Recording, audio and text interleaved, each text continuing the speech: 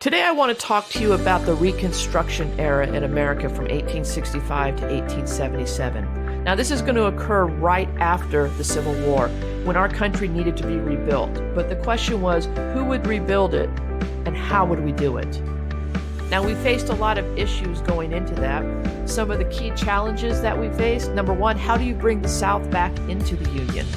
And then once we do that, how do we rebuild the South? Or what about the emancipated slaves? How do we bring them into society? And what branch of government is going to deal with all this?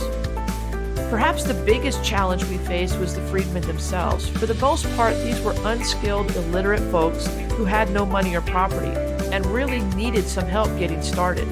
That's where the Freedmen's Bureau is going to come in. They're going to help former slaves first in education. They're going to successfully teach nearly 200,000 African Americans how to read. However, when it came to economics, the plan to give confiscated land to former slaves, well, that just didn't happen. Coming out of the war, Lincoln did have a plan for Reconstruction. It would require 10% of Southern voters to swear an oath to the United States and accept emancipation.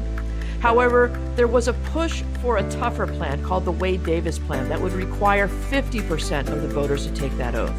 Lincoln's going to pocket veto that plan.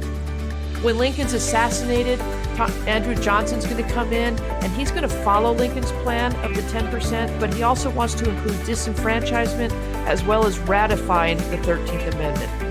The 13th Amendment was put in place to abolish slavery, passed right at the end of the war. Responding to the 13th Amendment, Southerners are going to act in defiance, passing black codes, which would guarantee a stable labor supply in the South.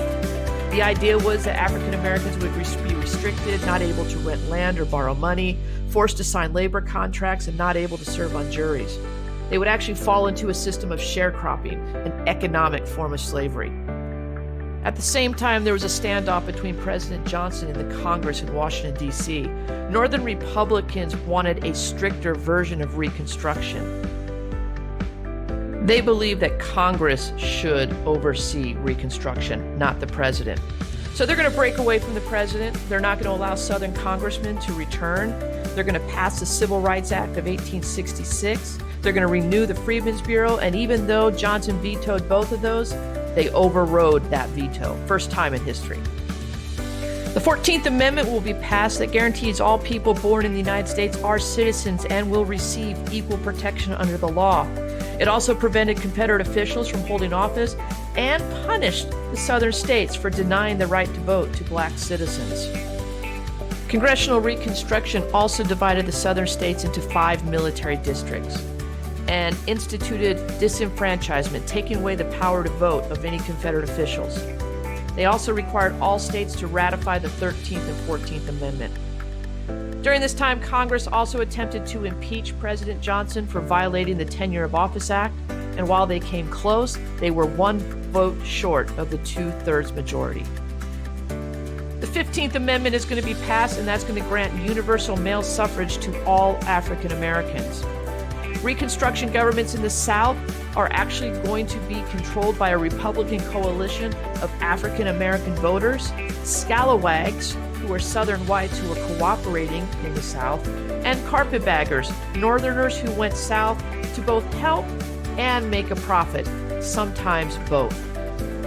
In spite of these new governments, we will see Reconstruction fail, primarily due to the rise of such groups such as the KKK establishing white supremacy trends in the South.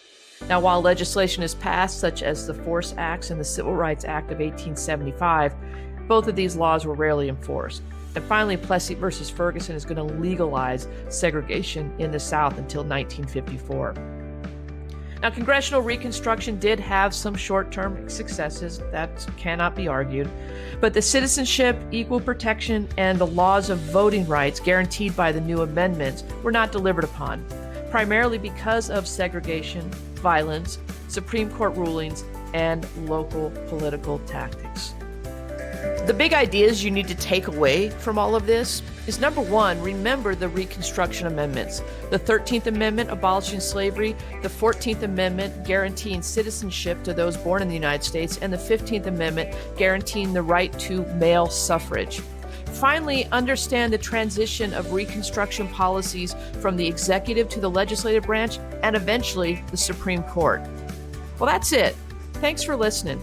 I hope you take away a little extra historical knowledge today. See you on the next one.